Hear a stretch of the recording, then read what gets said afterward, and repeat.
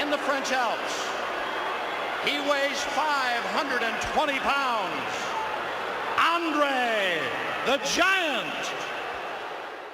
Few people in the history of professional wrestling have ever been larger than life as Andre the Giant. Standing over 7 feet tall and weighing more than 500 pounds, he was an anomaly, a real-life giant.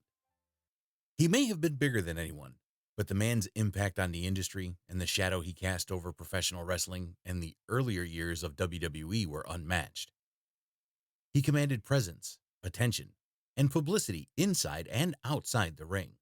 But despite being larger than life in almost every aspect, Andre the Giant's story isn't all about glitz and glamour, because this was a man who was every bit as human as any of us, despite the fact that he may not have looked like any normal person. So, stick around if you want to find out more about Andre the Giant's life and sad ending. Born Andre Rene Roussimoff on May 19, 1946, the eighth wonder of the world was just a small-town young boy in Coulommiers, Seine-et-Marne in France, a town that doesn't have a lot of people. He was born to Boris and Marion Roussimoff, who were both immigrants from Eastern Europe. Boris was 6'2". Meanwhile, Marion was not a tall woman, standing only 5'2". Despite the fact that his parents were not entirely big people, Andre already showed early signs of gigantism, a genetic disease caused by excess growth hormones. He was already taller than most kids his age. Meanwhile, his hands were a lot bigger than what most kids had. By the time he was 12, he was already 6'3" and was an incredibly large young teen. His father, however, thought that Andre's genetics were from his side of the family, because he claimed that his grandfather was 7'8". Whatever the case, what was clear was that Andre was not going to be normal in a lot of different ways. Still, he sought to be normal, opting to stop schooling at 14 years old because he thought he had learned everything he needed to learn to be a farmhand. Andre never wanted to be anything more than just a regular rural Frenchman working on a farm, but life had other plans for him. By the time he was 16, he was 6'6". He excelled as a farmhand. Being able to handle jobs meant for 3 men. People back home loved him because he had a jolly and jovial nature that brought cheers to everyone around him. He was legitimately a gentle giant. The problem was that he never found satisfaction in any of the work he did. On top of that, he faced difficulties finding work that could accommodate his massive frame. So, when he reached 18, he made a huge decision and moved to Paris, where he eventually came under the tutelage of a local wrestling promoter who saw the potential in the young giant. Andre trained at night and worked as a mower during the day to make ends meet. He was billed as Géant de Ferret, a name based on the Picardy and folk hero Grand Ferret, and began wrestling in Paris and nearby areas. But he was barely making any money at that time. Andre, however, met Frank Voila, a Canadian promoter, who took the man under his wing and brought him to different places all over Europe, realizing that he could make a name for himself as one of the best young wrestlers in the world. Then, in 1970, he made his debut in Japan, eventually winning the IWA World Tag Team Championship with Michael Nador. It was during that time as well that he confirmed that he was suffering from gigantism when Japanese doctors took a good look at his huge frame and somewhat odd appearance. At 25 years old, he moved to Montreal, Canada, where he started selling out arenas and became an immediate success because no one had ever seen a man of his size being so good at what he did as a wrestler. 2 years later, he came under the radar of Worldwide Wrestling Foundation founder Vincent J. McMahon, the father of none other than Vincent K. McMahon. McMahon was one of the reasons why Andre became one of the most incredible wrestling attractions at that time. He suggested billing him as Andre the Giant, while also discouraging him from performing common wrestling moves that smaller men often did. Andre was capable of performing moves like the dropkick, but McMahon urged him to use his size more because they wanted to bill him as an unstoppable and immovable giant who no one could ever beat fair and square due to his awesome size. On top of that, he came up with the idea of making Andre travel throughout the country and even the world a lot of times to prevent him from getting overexposed in one area. Because of that, Andre the Giant became a worldwide attraction and eventually rose to become the larger-than-life figure history often portrays him to be. In 1973, he made his debut with the WWF, later shortened to WWF, winning a handicap match and solidifying his place as undoubtedly the most unstoppable wrestling force in the world at that time. While he continued wrestling outside of WWF and even lost some of his matches, he was unbeatable under the McMahon banner. It was the fact that WWF billed him as an unstoppable giant that made him the most recognizable wrestler of the 70s, more so than the likes of Ric Flair and Jerry the King Lawler, according to the Los Angeles Times. More than that, WWF turned him into an awesome spectacle by overinflating his feats of strength to make him so much bigger and stronger than he actually was. McMahon did his job by turning the Giant into the company's main attraction, allowing Andre to earn a lot of money, while rising in fame as the most recognizable figure in professional wrestling during the 70s.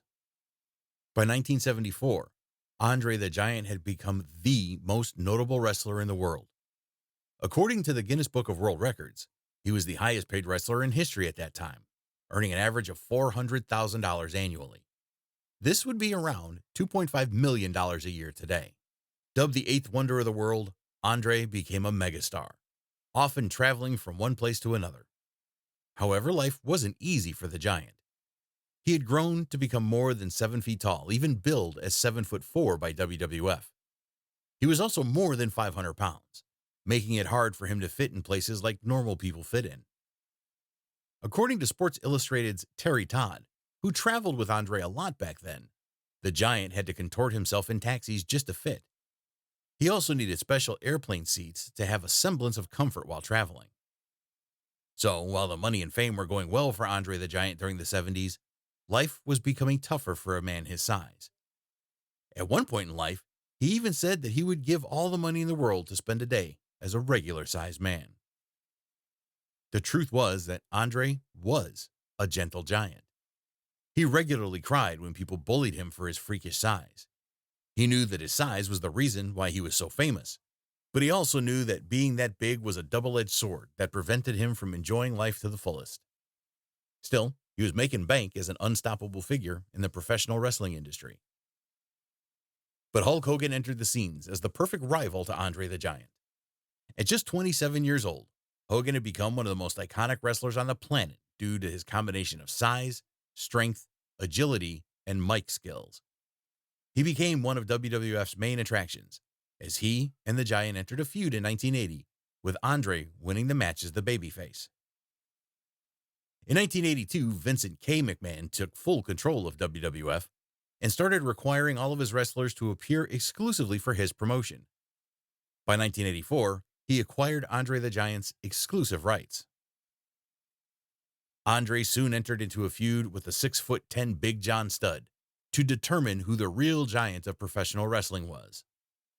The feud culminated in the first WrestleMania in 1985 in a body slam contest. Andre won and went on to throw the $15,000 prize money he won in the match to the crowd. A year later, he won a 20-man battle royal in WrestleMania 2, last eliminating Bret Hart to win the event. After WrestleMania 2, he continued feuding with Studd and King Kong Bundy. However, he eventually requested time for himself. While Andre was seemingly unbeatable in WWF for more than a decade, there was something else that was bothering him from deep within. At that point in his life, Andre the Giant had already been suffering a lot from his condition. Gigantism had taken a toll on his body, causing immense pain that made it difficult for him to live a normal life. His massive frame and weight also started making his joints ache. Because of that, he turned to alcohol as his only way to dull the pain. Andre's drinking problems were so well documented that everyone in the industry knew that his liver was drowning in it. At one point in his career, he needed to drink 6 entire bottles of wine before a match so that he'd feel numb to pain. He also admitted on Letterman that he drank 117 beers at one point. Is it true that you, in one sitting, drank 117 beers? Yes. In one night. He drank so much in the filming of the movie The Princess Bride that his hotel tab reached $40,000. His drinking problems were so legendary that legends in the wrestling industry often told tales about how ridiculous his alcohol tolerance was. Mike Graham and Dusty Rhodes both confirmed that he once drank 156 16 fluid ounces of beer in one sitting. The Fabulous Moolah wrote that Andre drank himself so hard in a hotel lobby that he passed out and could not be moved by the staff because he was so heavy. Actor Carrie Yules even claimed that, while filming The Princess Bride, Andre got so drunk that he fell on someone. As such, he wasn't only the most notable wrestler of his time, but was also the greatest drinker in professional wrestling history. He might even be the greatest drunk of all time, as it was estimated that he could drink 7,000 calories of booze a day. It wasn't just because he loved drinking. Instead, it was his only escape from the pains of being a wrestler his size and from the pressure of the fame he carried on his shoulders. Andre was a gentle giant who only wanted to be normal. He even starred in a movie as a supporting actor. However, his condition made it difficult for him to live a normal life, forcing him to seek out alcohol as the remedy to his inner demons and problems. Still, he had a company to carry on his shoulders, and the greatest moment of his career came in 1987 when his feud with Hulk Hogan reached its pinnacle in WrestleMania 3. Dubbed the Battle of the Giants, it was a match featuring the immovable object and the irresistible force. Andre was undefeated for 15 years while wrestling under the WWF banner. Meanwhile, the company wanted to catapult Hogan to even greater heights. To that end, Andre agreed to be the heel of Hogan's babyface. So, in that historic match, which is often regarded as one of the greatest moments in professional wrestling history, Hulk Hogan body slammed Andre the Giant and won the match to end his 15-year undefeated streak in WWF. To this day, Andre the Giant's 15-year undefeated streak is still unmatched. The feud between Hogan and Andre went on until the Giant eventually decided to align himself with the $1 Million Man, Ted DiBiase, who was on a mission to not only win the WWF Championship, but actually buy it. Since he couldn't buy the championship off of Hogan, he asked Andre to do it for him. On February 5th, 1988, Andre the Giant squared off with Hulk Hogan in another match. This time, the match ended in controversial fashion. Hogan hit his patented leg drop on Andre, only for Ted DiBiase's associate Virgil to distract the referee. Andre hit Hogan with a suplex, but the referee counted the pinfall even though Hogan got the shoulder up. Despite the results, the Giant won the bout and also won the WWF Championship, marking his first singles title run in the company, even though he had been wrestling for WWF for more than 15 years already. Andre also ended Hogan's historic title reign of 1,474 consecutive days, which is still the third longest title reign in the history of the business. But instead of holding on to the championship, Andre quickly sold the title to DiBiase, making it clear that he had no plans on holding on to the title because it also meant carrying the company on his shoulders. At that time, Andre had already been suffering from too much chronic pain to be a champion. After his feud with Hogan and Macho Man Randy Savage, Andre the Giant went on to feud with Hacksaw Jim Duggan and Jake the Snake Roberts, among others. He also entered into a feud with another rising star in the form of the Ultimate Warrior. WWF wanted the Warrior to be its next company superstar, and there was no better way to put him over the top than by allowing him to look good against none other than Andre himself. The Ultimate Warrior regularly squashed the Giant, as the WWF wanted to promote him as the next big thing.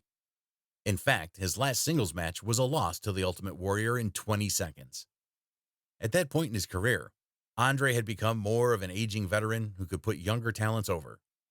Since then, he mostly appeared in tag matches together with Haku as a member of the Colossal Connection.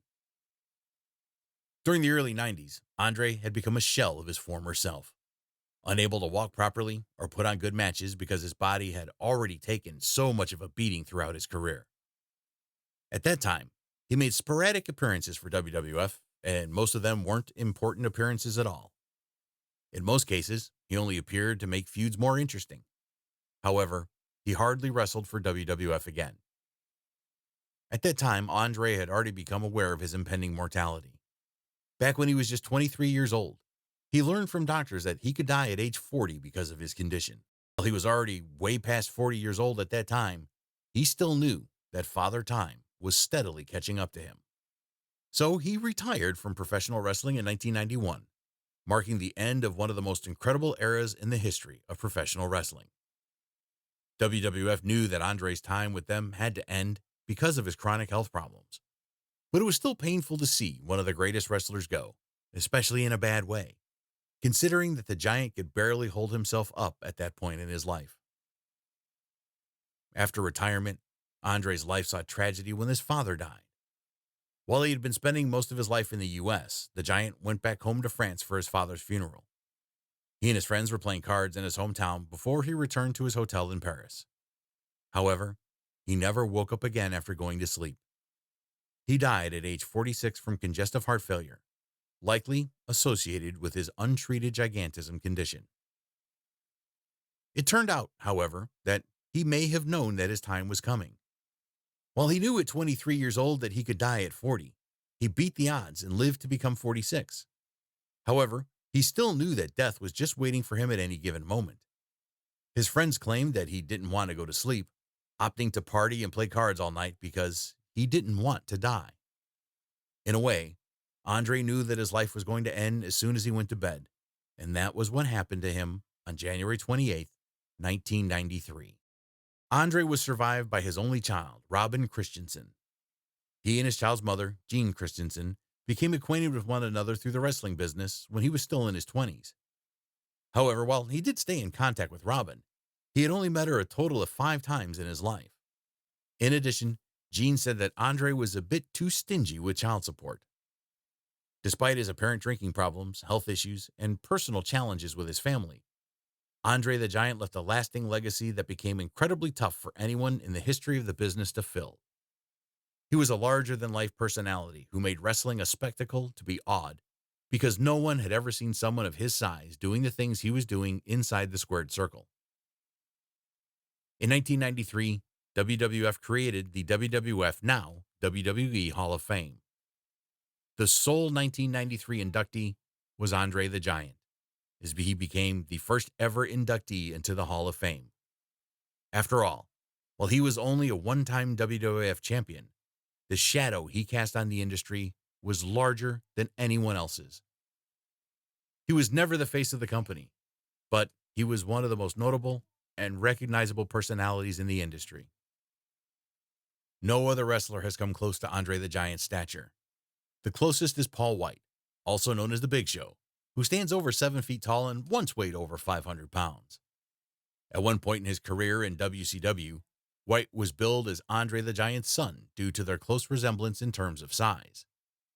But while Big Show went on to have a career worthy of the Hall of Fame, his success in the industry doesn't scratch the surface of the legacy left by the greatest giant in professional wrestling.